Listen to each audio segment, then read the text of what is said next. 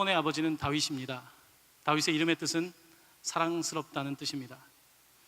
그는 20살의 나이에 골리앗을 넘어뜨리고 30세의 왕위에 올라 가장 성공적인 인생을, 이스라엘의 역사를 이끌었던 왕이었습니다. 그랬던 그가 50에 접어들면서 중년의 위기라고 할까요? 그가 밧세바와의 간음 사건을 통해서 그가 무너지는 일이 있었다고 성경은 기록하고 있습니다. 다윗은 이 사건을 통해서 그가 하나님으로부터 떨어져 있음을, 멀어져 있음을 깨닫게 되었고, 그가 하나님께 다시 다가오게 됩니다. 그들 사이에 자녀가 있었는데 그 자녀는 죽고 맙니다. 그리고 그들이 자녀를 잃고 나서 그 다음에 하나님께서 또 자녀를 주시는데 그 자녀의 이름이 바로 솔로몬입니다. 다윗은 잃어버린 자식 다음으로 솔로몬을 얻었기 때문에 그 아들을 무척이나 사랑했습니다. 그리고 그 아들의 이름을 솔로몬, 평화라고 하는 뜻입니다. 우리 샬롬 하면 평화죠. 솔로몬, 샬롬, 말이 비슷하지요. 평화라고 하는 뜻입니다. 이 솔로몬의 인생은 평화라고 하는 이 단어로 설명이 될 것 같습니다. 그가 왕으로 있었던 그 기간 동안은 평화의 시대였습니다.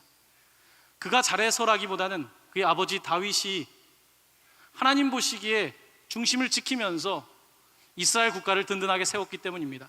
전쟁을 통해서 영토를 확장시켰고 왕정 국가의 기본적인 기틀을 세워놓고 심지어 성전을 건축할 수 있는 모든 준비까지 마친 상태로 그는 이 세상을 떠나고 말았습니다. 그는 인생을 마감하면서 아들 솔로몬에게 한 가지의 유언을 주고 싶었습니다. 오늘 우리가 읽었던 첫 번째 본문의 말씀은 다윗이 솔로몬에게 주었던 유언의 말씀입니다. 우리 다시 한번 화면을 보면서 다윗의 유언을 함께 읽도록 하겠습니다. 내가 이제 세상 모든 사람이 가는 길로 가게 되었노니 너는 힘써 대장부가 되고 네 하나님 여호와의 명령을 지켜 그 길로 행하여 그 법률과 계명과 율례와 증거를 모세의 율법에 기록된 대로 지키라.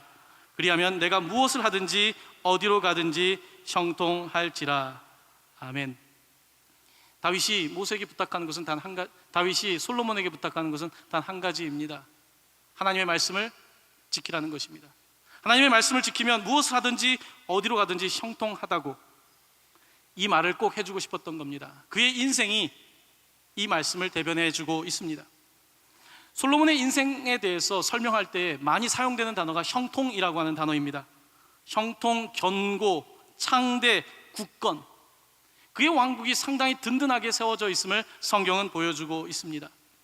솔로몬은 초기에, 특별히 젊은 나이에 왕위에 오르면서 참으로 겸손한 마음으로 왕위에 올랐던 사람입니다. 그가 기브온 산당, 하나님의 회막이 있었던 곳에서 1,000마리의 번제를 드리게 되었습니다. 1,000마리의 번제를 드릴 때에 그가 그곳에서 꿈을 꾸는데 하나님께서 꿈속에서 그에게 묻습니다. 내가 너에게 무엇을 해주기를 원하느냐? 꿈에서 꾸었던 내용입니다. 그때 그가 무엇을 구합니까? 지혜를 구하지요. 우리가 흔히 꿈에서 꾸는 내용들은 진실을 포함할 때가 많이 있습니다. 우리의 방어 기제가 없기 때문에 꿈은 사실을 말할 때가 많이 있죠. 이 솔로몬이라고 하는 사람은 꿈속에서 하나님께서 무엇을 원하느냐? 그는 무의식 중에도 하나님, 나는 지혜를 원합니다. 그가 하나님한테 요구했던 내용입니다. 열왕기상 3장 9절 말씀입니다. 우리 한 목소리로 화면을 보면서 봉독합니다. 누가 주의 이 많은 백성을 재판할 수 있사오리까? 듣는 마음을 종에게 주사 주의 백성을 재판하여 선악을 분별하게 하옵소서. 그때 하나님께서는 솔로몬에게 이렇게 말씀하십니다. 이 하나님이 그에게 이르시되 내가 이것을 구하도다. 자기를 위하여 장수하기를 구하지 아니하며 부도 구하지 아니하며 자기 원수의 생명을 멸하기도 구하지 아니하고 오직 송사를 듣고 분별하는 지혜를 구하였으니. 솔로몬은 하나님께 듣는 마음, 지혜를 구합니다. 여기서 듣는이라고 하는 단어는 참 중요한 단어입니다. 쉐마라고 하는 단어, 신명기 6장에 나와 있는 들으라 이스라엘, 우리 하나님 여호와는 오직 유일한 여호와이시니 너는 마음을 다하고 뜻을 다하고 힘을 다하여 내 하나님을 사랑하라. 여기서 들으라 쉐마라고 하는 이 말과 듣는 마음, 같은 단어가 사용되고 있습니다. 유대인들의 신앙을 잘 요약하는 말씀이 바로 이 쉐마입니다. 들으라 이스라엘아, 하나님께서는 한 분이시다. 네. 그를 모든 것을 다해서 사랑하라. 이것이 율법의 핵심인데 지금 솔로몬은 하나님께 나에게 들음을 주십시오. 많은 들음 가운데 하나님의 말씀을 들을 수 있고 청정할 수 있는 나에게 지혜를 달라고 요구하고 있습니다. 여러분, 듣기라고 하는 것이 참으로 중요하지요. 공부도 수업 시간에 잘 듣는 사람이 잘하게 되어 있습니다. 특별히 듣기는 자기의 신체 상태와 감정 상태에 의해서 이 기복이 있습니다. 오늘 이 자리에도 어제 잠을 잘 못 주무신 분들, 아니면 삶의 무구의 가운데 있는 분들은 아마 말씀이 잘 안 들리실 겁니다. 어떤 분들은 지금 너무나 갈급하기 때문에 말씀이 쑥쑥 들어오기도 할 겁니다. 이 듣기라고 하는 것은 상황에 따라서 다른 것을 보게 됩니다. 그냥 듣는 것과 알아듣는 건 다릅니다. 우리는 그냥 듣기를 하지만 그냥 히어링을 한다고 해서 리스닝이 되는 건 아닙니다. 귀로 듣는 것이 알아듣는 건 아니고요, 알아듣는다고 해서 알아먹는 건 또 아닙니다. 우리가 듣기에 수준이 있는 것을 보게 되죠. 하나님의 말씀을 듣는 마음이라고 하는 것은 지금 알아먹게 해달라는 겁니다. 그냥 윙윙거리는 소리를 듣는 것이 아니라 하나님의 말씀을 알아먹게 해주셔서 내가 분별할 수 있도록 해달라고 하는 겁니다. 특별히 오늘 말씀 가운데 솔로몬은 지혜라고 하는 것을 선악을 분별하는 것과 비교하고 있습니다. 여러분, 지식이라고 하는 것은 선과 악의 문제는 아닙니다. 내가 지식을 축적한다고 해서 선하게 사는 것은 아닙니다. 솔로몬이 하나님께 지혜를 달라고 하는 것은 오늘 분명히 말씀 가운데 듣는 마음을 주사 나로 하여금 선악을 분별하게 해달라는 겁니다. 하나님께서 우리에게 주시고자 하는 지혜는 지식과 기술의 차원이 아니라 지혜, 선악을 아는 겁니다. 우리 인간은 선악과를 따먹었고 선악을 분별하는 능력을 상실했지요. 공부를 많이 했다고 해서 선을 행하는 것도 아니고 경험이 많다고 해서 선을 행하는 것도 아니고 우리는 선을 행하려고 하지만 선을 행하지 못하는 우리의 연약함을 보고 있는 것입니다. 하나님께 솔로몬은 하나님 내게 선악을 분별하는 지혜를 주셔서 백성들의 송사를 잘 구별할 수 있게 하시고 하나님의 뜻대로 판단할 수 있는 능력을 달라고 요청했던 것입니다. 분명히 지혜는 선악을 구분하는 능력입니다. 특별히 솔로몬은 20세의 왕이 됩니다. 여러분, 상상을 해보십시오. 20세의 왕이 된다는 것은 어떤 의미이겠습니까? 그에게 많은 원로들도 있을 거고 이미 정치적인 대립관계에 있는 많은 사람들이 있을 텐데 20살의 나이에 왕이 되어서 분별력을 갖는다는 것이 쉬운 일이 아니었습니다. 이 사람 이야기를 듣고 저 사람 이야기를 듣고 저 지침을 따라가고 또 저 지침을 따라가다 보면 중심을 잃어버리게 될 텐데 그는 하나님께, 하나님, 내가 많은 이야기들이 있지만 많은 소리들이 있지만 하나님의 소리에 주파수를 맞추고 듣는 마음을 주사 하나님의 말씀을 따라가게 해달라고 요청했던 것입니다. 이것이 솔로몬의 지혜였습니다. 성경은 솔로몬이 약 3,000개의 이 잠언을 썼다고 합니다. 3,000개의 격언을 쓴 거지요. 격언을 많이 알면 똑똑한 사람이라 그러죠. 유식한 사람이라 그러죠. 사자성어를 많이 알면 똑똑한 사람이라고 하는데 솔로몬은 3,000개의 잠언을 썼다고 기록하고 있습니다. 하나님께서 그에게 영감을 주셨고 그는 그 영감을 받아서 3,000개의 잠언을 썼던 것을 보게 됩니다. 이렇게 솔로몬은 그의 왕정 초기에 하나님을 향한 지혜의 마음을 가지고 든든하게 왕국을 세워나갔습니다. 이것이 그의 첫 번째 행적이라고 한다면 그의 두 번째 행적이 있습니다. 바로 그것은 그의 성전 건축입니다. 솔로몬은 자신의 아버지 다윗이 성전 건축하기를 원했는데 그 일을 계속해서 계승하게 되죠. 다윗은 하나님을 사랑했습니다. 그래서 하나님의 그 임재를 조금이나마 더 좋은 공간 안에 모시기를 원했습니다. 그런데 그렇게 하기를 원했던 그에게 하나님께서 말씀하십니다. 너는 전쟁을 너무 많이 치러서 너무 많은 피를 흘렸기 때문에 이 일은 너가 하는 것이 아니라 아들이 하면 좋겠다. 그래서 솔로몬에게 그 일이 넘어가게 된 겁니다. 도면도 그리고 준비도 되어진 상태에서 솔로몬이 이제 성전을 건축하게 됩니다. 성경은 이 성전 건축하게 된 때가 그들이 애굽에서 출애굽한 지 480년이 지나고 나서라고 합니다. 여러분, 얼마나 감격스럽겠습니까? 늘 천막에 하나님의 임재를 모시고 다니다가 이제 성전을 짓고 480년 만에 성전을 짓고 약 500년이 될 때 그들은 성전을 봉헌합니다. 감격 가운데 하나님께 봉헌할 때 열왕기상 8장 11절에는 하나님의 임재가 이렇게 나타났다고 기록하고 있습니다. 제사장이 성소에서 나올 때 구름이 여호와의 성전에 가득하며 제사장이 그 구름으로 말미암아 능히 서서 섬기지 못하였으니 이는 여호와의 영광이 여호와의 성전에 가득함이었더라. 하나님의 임재가 가득하게 되었고 그리고 그들은 이제 그 자리에서 14일 동안 절기를 지킵니다. 하나님께 성전 봉헌식을 드리고 당시에 소가 22,000마리, 양이 12만 마리, 이렇게 많은 짐승들을 하나님께 드리고 그 짐승들을 함께 나누어 먹으며 하나님의 영광을 노래했습니다. 이제 이렇게 성전 봉헌이 끝났는데 하나님께서는 솔로몬에게 아주 중요한 사실 한 가지를 말씀해 주셨습니다. 성전 건축도 중요한데 너가 잊지 말아야 될 더 중요한 게 있다. 열왕기상 9장 4절 말씀인데요, 우리 한번 화면을 보면서 한 목소리로 봉독합니다. 내 아버지 다윗이 행함같이 마음을 온전히 하고 바르게 하여 내 앞에서 행하며 내가 내게 명령한 대로 온갖 일에 순종하며 내 법도와 율례를 지키면. 내 아버지 다윗이 행함같이, 이것은 솔로몬뿐만 아니라 그 다음 왕들에게도 계속 적용되는 단어입니다. 성경은 왕들에 대한 평가를 할 때 그가 다윗 왕처럼 행했는지, 그가 다윗처럼 마음을 온전히 했는지 안 했는지를 중요한 기준점으로 삼고 있습니다. 하나님께서는 솔로몬에게 요청하는 겁니다. 성전 드린 것은 너무나 고마운 일이고 봉헌은 받겠는데 내가 더 기뻐하는 것, 성전보다 봉헌보다 더 중요한 것은 다윗이 했던 것처럼 그의 마음을 나에게 주는 것이며 나에게 마음을 다 줌으로 말미암아 내가 그를 사랑하게 되는 것, 이것이 더 중요한 것이라고 그는 말씀하셨습니다. 사실 하나님께서는 이스라엘 백성들에게 성전 건축을 요구하신 적이 없습니다. 하나님이 요구하신 게 아니에요. 다윗이 하나님을 너무 사랑하니까 하나님을 위해 드리고 싶었던 거예요. 하나님께서는 그렇게 명령하지도 않았고, 그러면 성전을 지으려면 지어라, 그에게 허락하신 것이지 하나님께서 그에게 강요하신 것이 아니라는 내용입니다.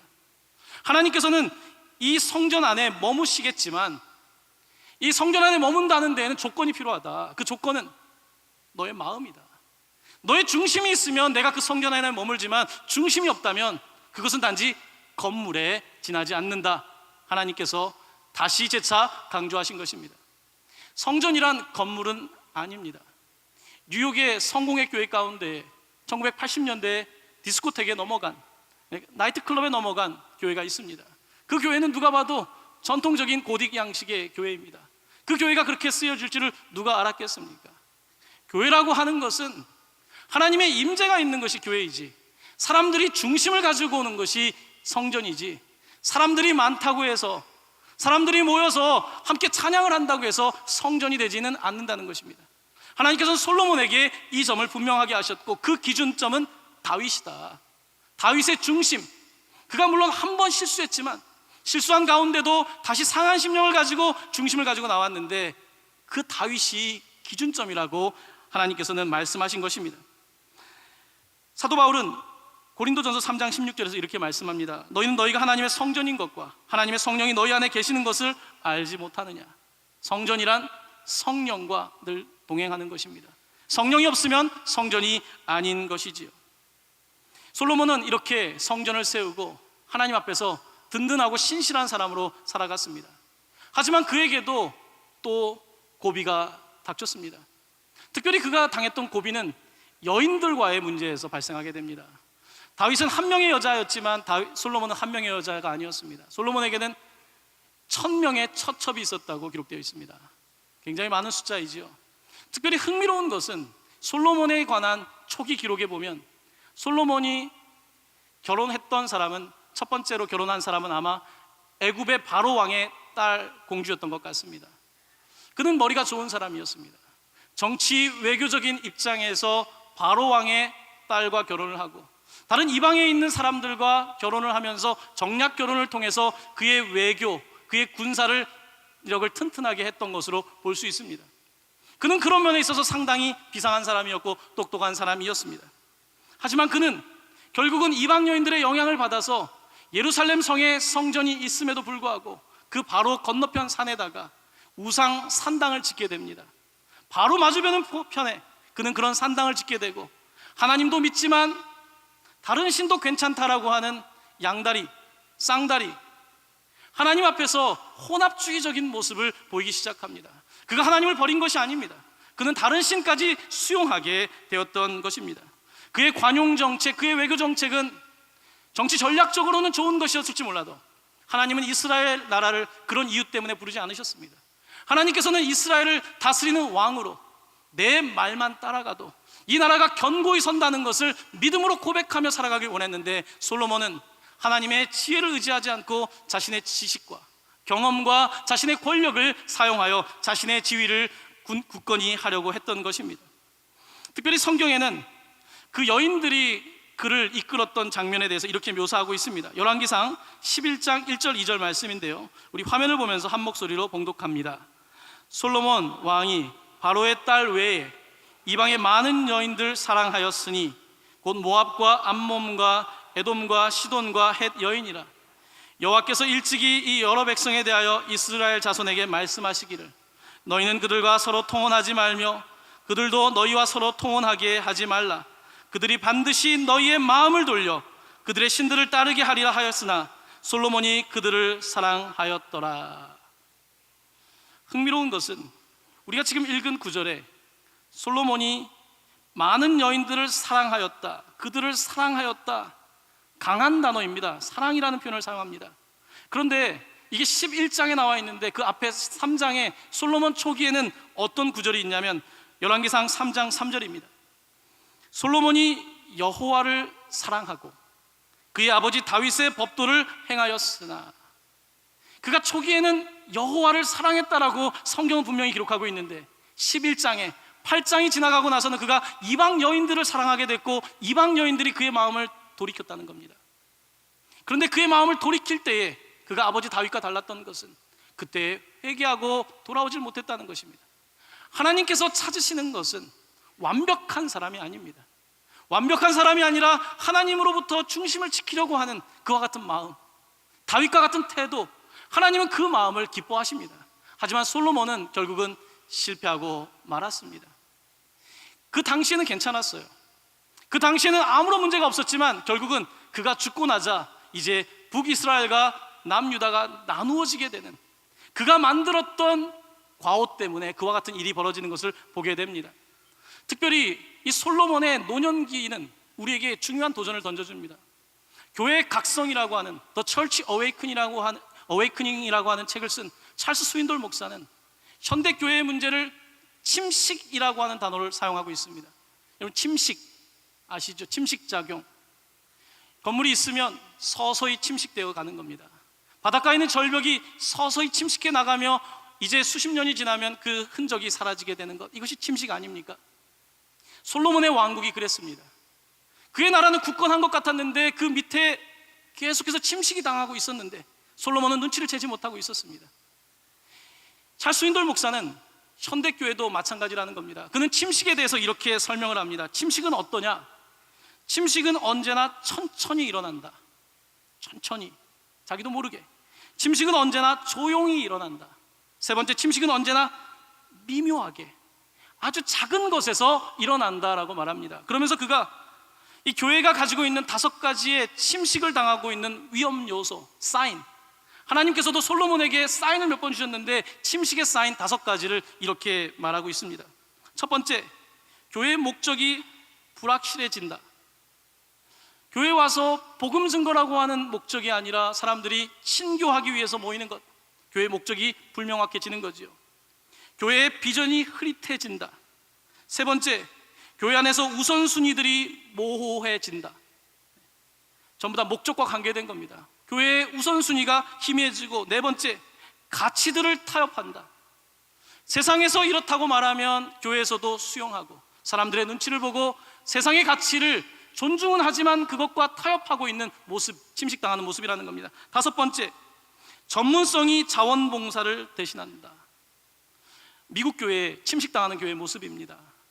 교회 안에서 성도들이 와서 같이 봉사하고 땀을 흘리기보다는 이제 교회 안에서 목회자와 전문 스태프들은 목회를 하고 나머지 성도님들은 와서 종교적인 서비스, 영적인 서비스를 받는 그와 같은 전문가 집단으로 바뀐다는 것, 이것이 교회의 침식을 드러내는 징표라고 이야기를 합니다. 그러면서 그는 미국에 있는 현대교회가 상당히 침식을 당하고 있다라고 주장을 합니다.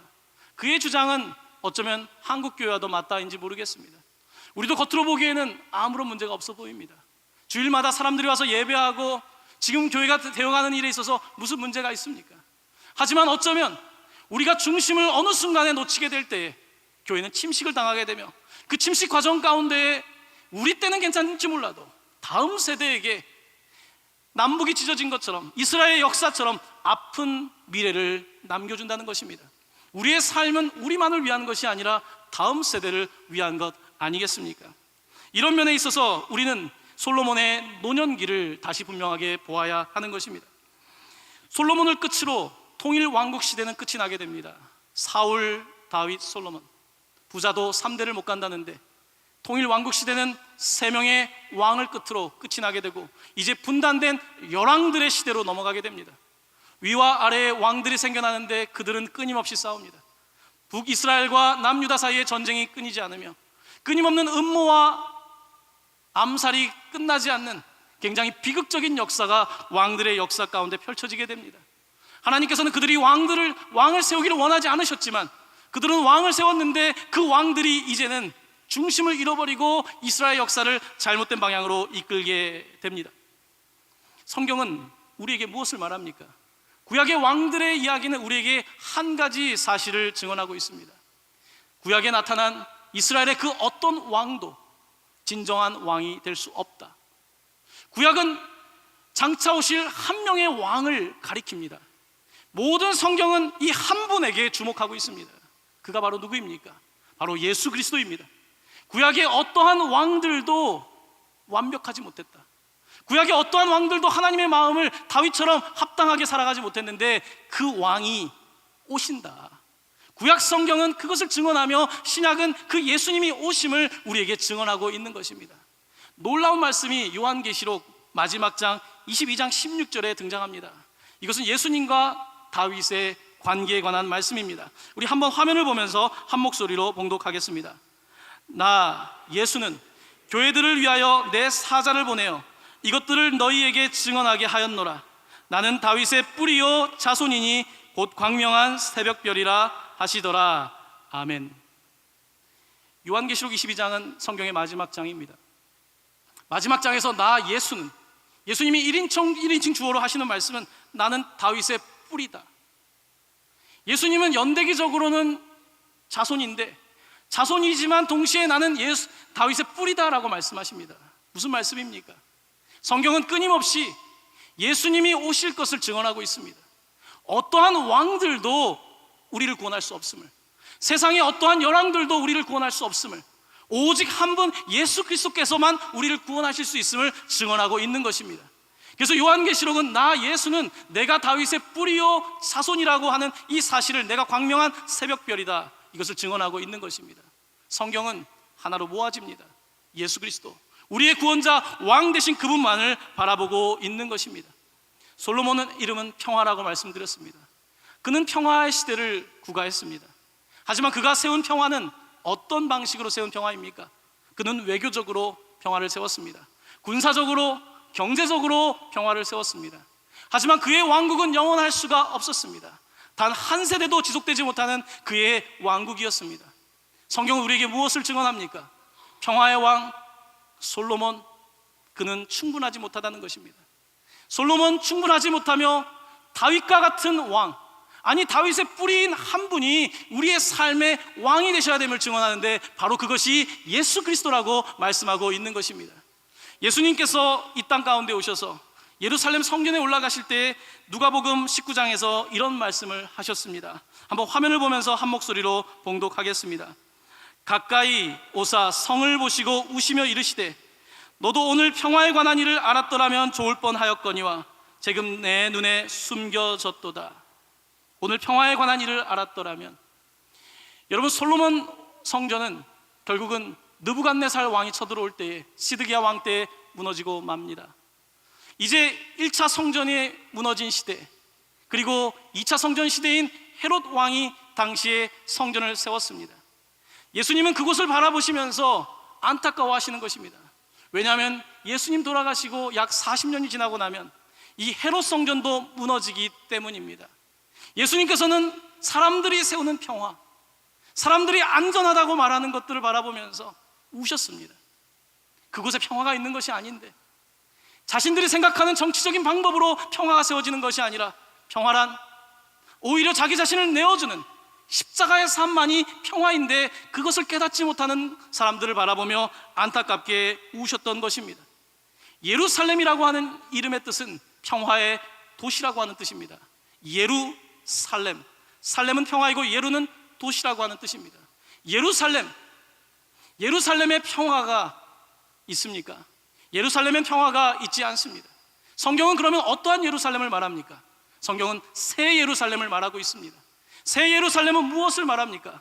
그것은 솔로몬도 아니고 세상의 어떠한 군왕도 아닌 다윗의 뿌리요 다윗의 자손이신 예수 그리스도께서 세우시는 그 나라가 평화의 도시가 됨을 말씀하고 있는 것입니다. 바로 그 땅이 새 예루살렘입니다.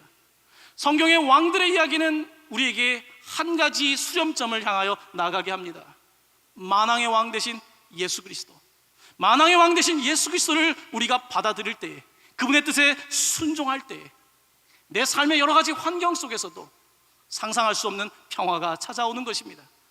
이 땅의 평화는 우리가 만들 수 있는 것이 아니라 하나님께서 주시는 것입니다. 사랑하는 성도 여러분, 우리 주님을 왕으로 모시기를 바랍니다.